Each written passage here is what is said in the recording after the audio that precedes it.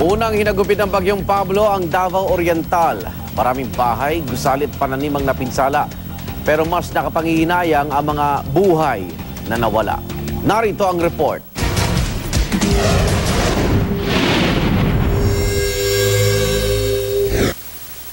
Sa kuha mula sa himpapawid, hindi maipagkakaila ang napakalawak na pinsalang iniwan ng bagyong Pablo sa Davao Oriental.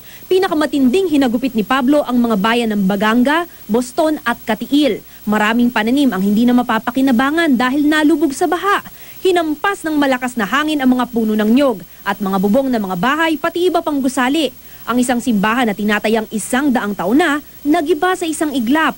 Sa buong Davao Oriental, hindi bababa sa 2,800 pamilya ang nailikas. Sa huling tala ng PDRRMC, hindi bababa sa 80 ang namatay sa Davao Oriental dahil sa bagyong Pablo.